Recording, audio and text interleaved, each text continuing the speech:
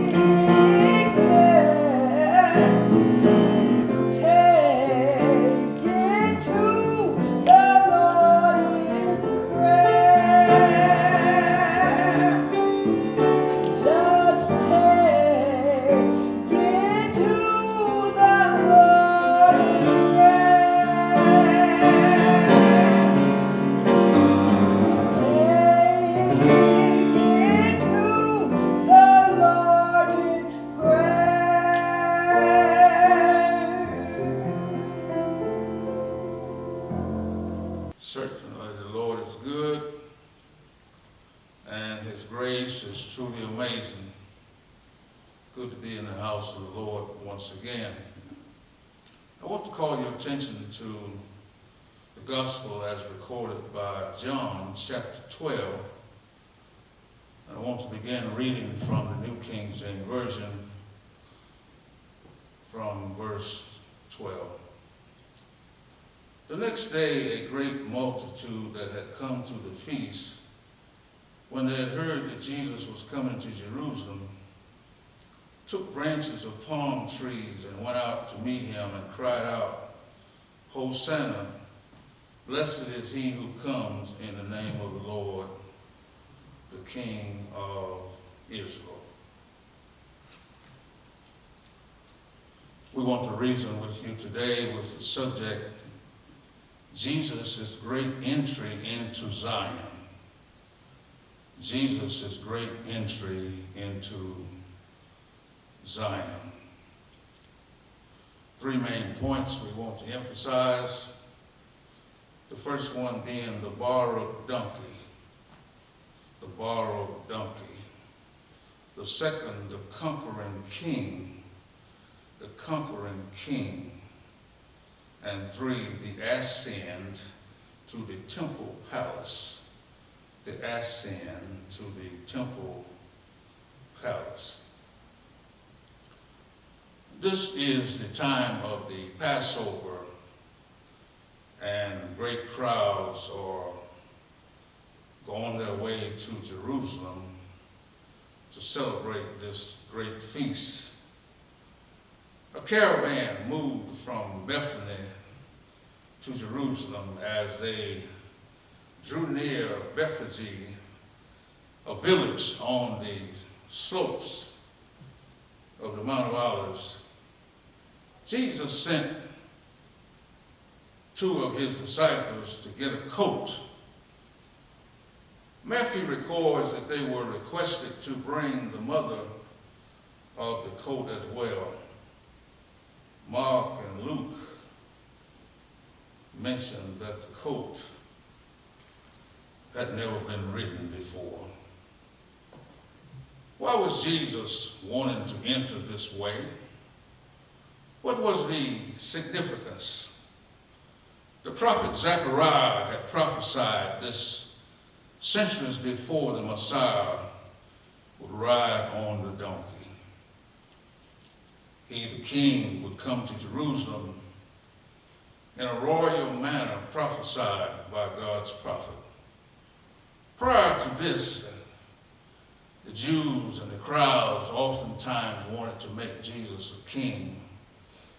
Even his family suggested that he go up to Jerusalem and proclaim the fact that he was the Messiah, but he said his time was not yet. But his time is now yet. It's about a week before his passion.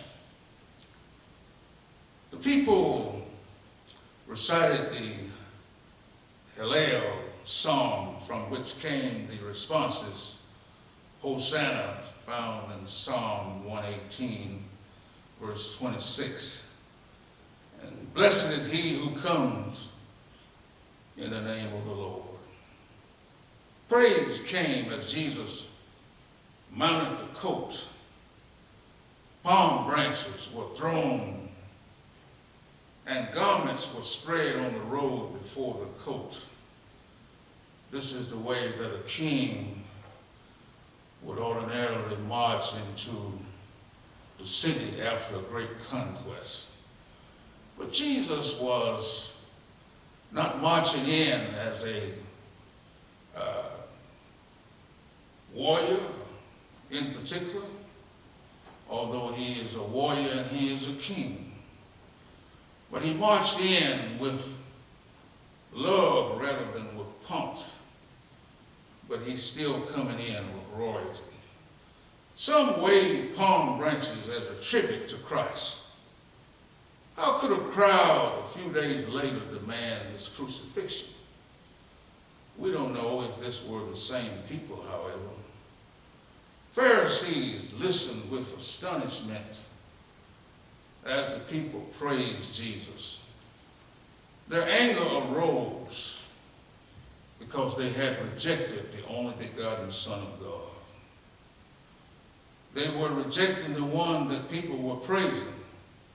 They said the world has gone after him, John 12 and 19. They appealed to Jesus to rebuke the crowd. I can hear him say, if these were silent, the very rocks or stones would cry out. From Mount Olive, the whole city was visible. Herod's temple could be seen. Jesus saw the future calamity. The disciples were impressed by this beautiful temple that Herod had built. But Jesus knew that it wasn't so important about the temple as to what had been going on in the temple and the hearts of the people, particularly in the whole nation. future calamity he saw and he wept. The destruction of the temple, which would take place in AD 70. The disciples didn't understand when he said not one stone would be left upon another. They didn't understand because they wanted him to build an earthly kingdom now. And they asked questions that they didn't understand.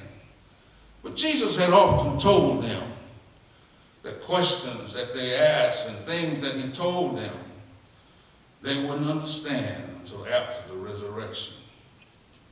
The people were unaware of the judgment of the lack of faith by the nation. We need to know the time of God's visitation.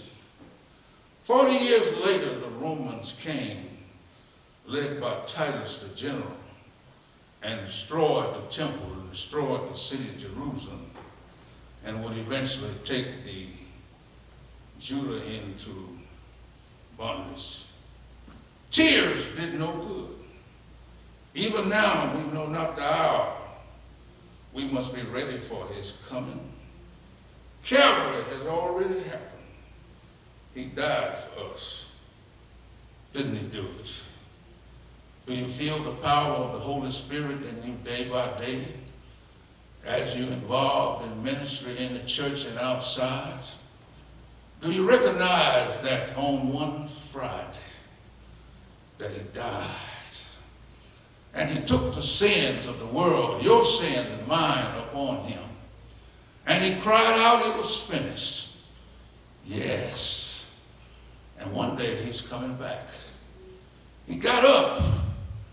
And when we reflect back at the scripture in 1 Thessalonians chapter 4, talks about his first coming.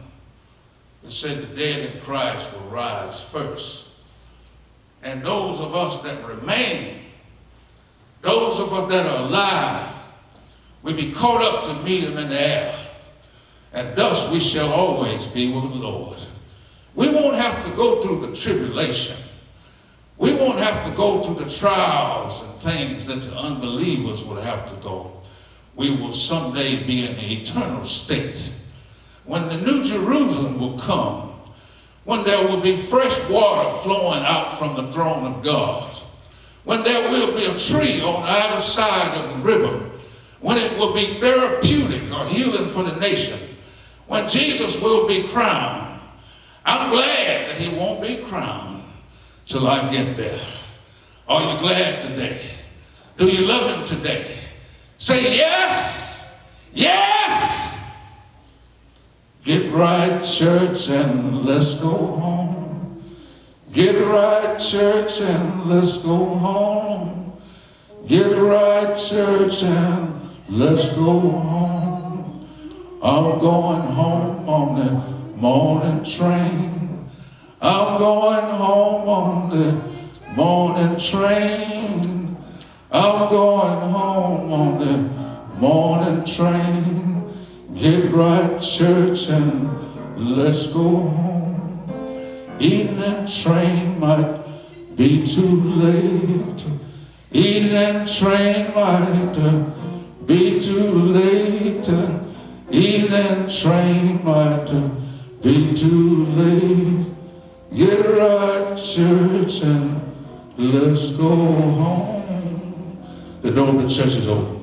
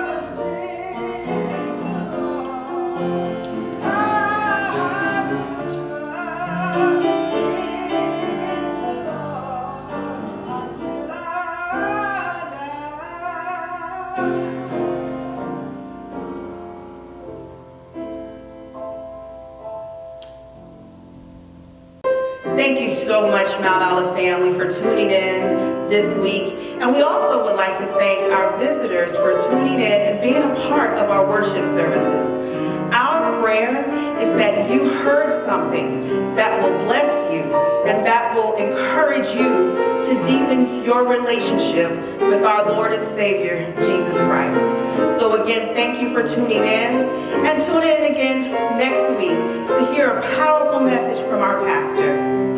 Now, Mount Olive, we have already received directives from our pastor about our tithes and offering. We would like to take this time to invite our guest to sow a seed into this ministry. If the Lord is moving on your heart to plant a seed into Mount Olive, we ask that you do so. And I promise you, you would be planting a seed in good ground. You can also connect with us through our website, send us a special prayer request you may have for you or a family member. We welcome you to be a part of our church family. Log on to our website to connect with us, or click the subscribe button at the end of this message to become a part of our YouTube family. Again, on behalf of our pastor and the entire Mount Olive Church family, thank you. To God be the glory.